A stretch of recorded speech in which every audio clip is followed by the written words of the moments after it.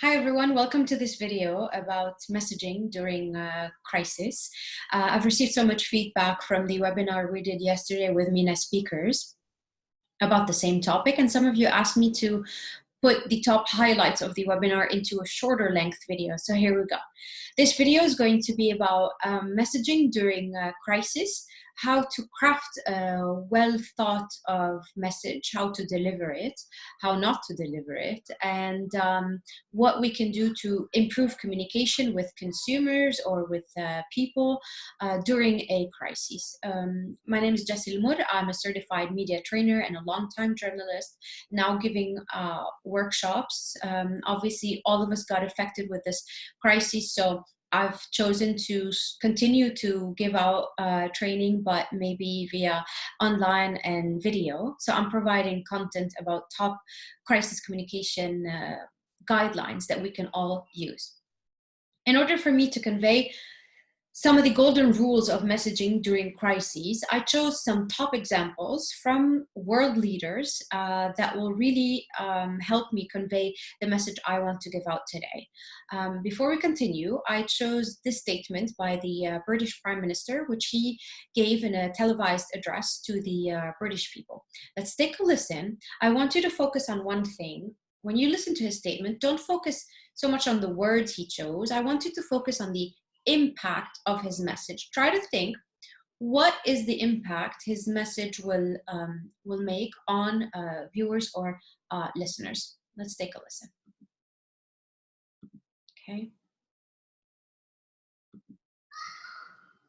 What can be done to contain this disease, and this has brought us valuable time, but it's now a global pandemic, and the number of cases will rise sharply. Indeed, the true number of cases is higher, perhaps much higher than the number of cases we have so far confirmed with tests. And I've got to be clear, we've all got to be clear, this is the worst public health crisis for a generation. Some people compare it to seasonal flu. Alas, that is not right. Owing to the lack of immunity, this disease is more dangerous and it's going to spread further. And I must level with you, level with the British public. More families, many more families are going to lose loved ones before their time. And the Chief Scientific Advisor will set out the best information we have on that in a moment. Okay, let's pause for a second. And I want to ask you, what do you think the British media chose as a headline for this speech? Okay, think for a second. You probably read it, but he gave out a pretty medium length speech. He spoke about guidelines. He spoke about how they can take care of the elderly. But let me show you what the media chose as headline, and then we'll discuss why that happened. Okay, here we go. Let's see if you guessed. Okay. The British media chose, and I just went through top 3 of the media outlets, and here we go. Boris Johnson lays bare coronavirus threat. Many more families are going to lose loved ones. Boris Johnson, many more families are going to lose loved ones before their time. Yes, people will die, says Boris. Just keep calm and carry on. Now, what do you think happened? The statement of the Prime Minister is factually correct. He didn't say anything that wasn't true to some extent. He didn't give out misinformation. It is true that some people might lose their lives. Why is what he said wrong from a crisis communication perspective? It's wrong because the impact it gave was that people got scared, they panicked, they felt like, what, my loved ones are going to die, what do I do? You know, and so many people just tuned out, as in they stopped listening. This statement, when you were a leader and you're telling people that their loved ones are going to die, how many do you think will continue to hear his speech? And if they continue to hear, how many you think are actually processing what he says? So the mistake here that was done, it's a crucial crisis communication mistake, was giving such a dramatic, morbid, somber statement that says, listen, we've done all we can, but your loved ones are going to die. And oh, by the way, my scientific advisor is just going to give you some guidelines.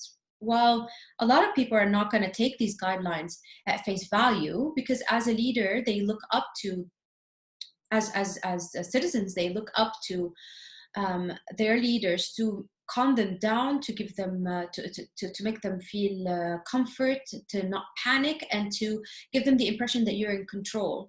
As a business owner, corporate executive, or a leader, whatever it is, they look up to you to say, okay, we are aware of this crisis. This is what we're doing about it. We are in control, and this is how we need you to help. What happened is this statement delivered the first part. Yes, we are aware of this crisis, but your loved ones are going to die. So here's what you have to do. Well, in this third part, most people stopped listening, which is why in so many countries, and this mistake was done by so many leaders. I just chose this statement because it was one of the most statement that was shared. But many leaders fell into this trap of, I want to be true to my audience or to my citizens, that they just gave them the most morbid statement that they could. And the impact it gave was such a negative impact. Now, again, consumers, followers, citizens look up to their leaders for three main things that should be in their message. One, they look up to you for a message that gives them comfort, that calms them down. Even if, you know, they're already panicking. People are already scared. They're already in tension. There's no need for you to come up and say, you know, your loved ones are just going to die, because you already just tripled the level of panic. So first, the message during crisis should calm people, consumer, down, okay? Two, it should give them information. Okay, solid information, something that makes them feel that, okay, there is information, you're giving me information as my leader, I'm going to trust you to handle what's happening, and I'm going to take this information at face value. So if you're giving me health guidelines, I'm going to do it. If you're telling me to socially isolate myself, I'm going to do it, because you just calm me down. And thirdly, they need to feel that you as a leader or as a business owner are in control. So yes, it's great for you to tell your customers that you are aware of the crisis and this is what you're doing about it, but you also need to give them this trust that you know, let me handle it, or us as a government, or me as a corporate, or me as an institution, we can handle it. Okay, let's just do it together. Here are the things you need to do, and this is what I, as a company or a leader or a prime minister, I'm going to do about it.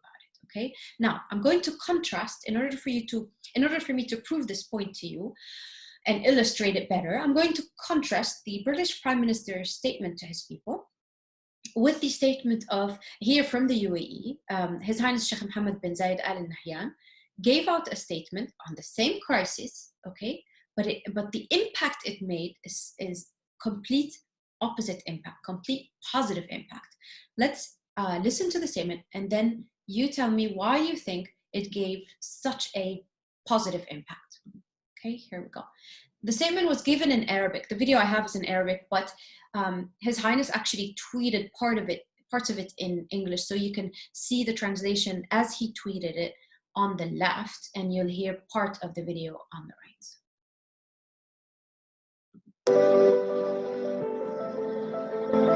أريدكم تتذكرون كلمة وحكمة: الوقت هذا سيمضي، الوقت هذا سيمضي، لكن يحتاج إلى صبر شوي.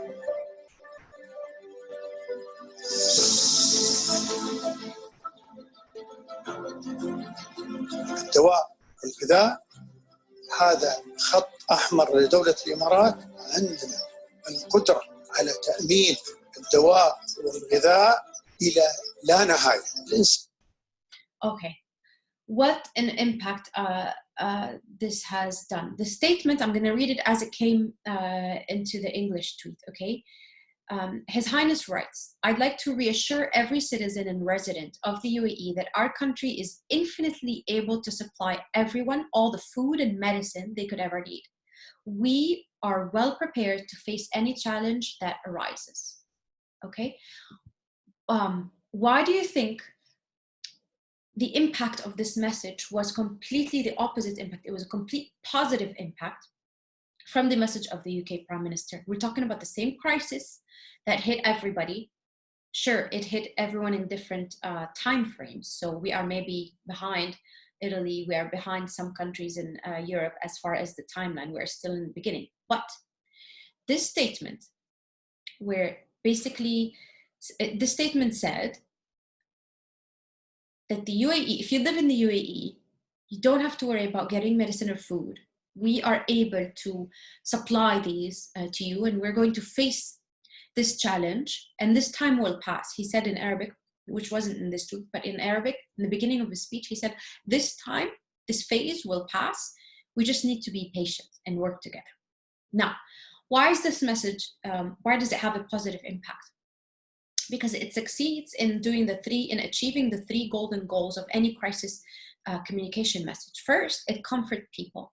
It made them feel safe. It made me feel safe. I live in the UAE. I felt safe. I felt that the leaders of the country I'm living in and a country I call home are aware of the crises, and they spoke, or they are addressing the people in the most basic needs. People mostly panic when they think there's no food, there's no water, there's no basic supplies, and he addressed that right away.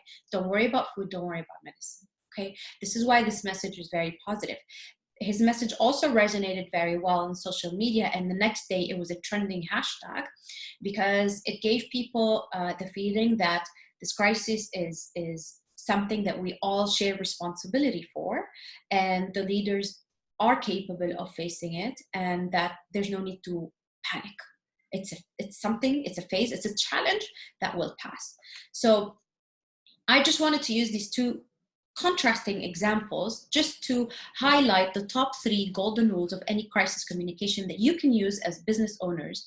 And I get asked this all the time from small business owners: how do I communicate with my customers during a crisis? If I'm a hair salon and I need to shut down, if I own a gym, a bakery, and I need to shut down, how do I communicate with my customers without losing them? First, when you establish your small business, you need to ask consumers from the get-go, from the beginning, before there's even any crisis, what are the best ways for them to receive your messages? Okay, many customers, like me, for example, I don't like to get emails. Okay, if I have a hair salon or a bakery, I prefer SMSs or WhatsApps. They're less intrusive.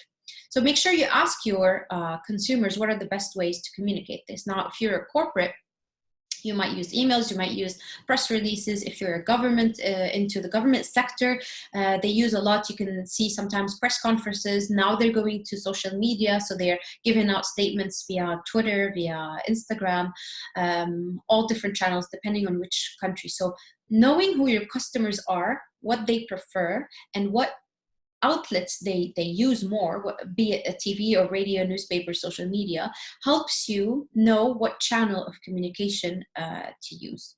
And again, your message needs to comfort your customers, give them information as much as you can, factual information, accredited information from official sources, and tell them what you're going to do next about it, how you can maybe help each other out, how you as a business are going to help them out, or vice versa. If you need help from your customers, how they can help you. As long as you give them the impression that you're in control, that you're aware of the crises, and that you have proper information. I'm going to leave this video at that. Hopefully I'll make more videos about how to make a plan, a crisis communication plan, or if you have other topics you'd like us to discuss, leave the comments below and I'll come back to you with more videos. Thank you for watching.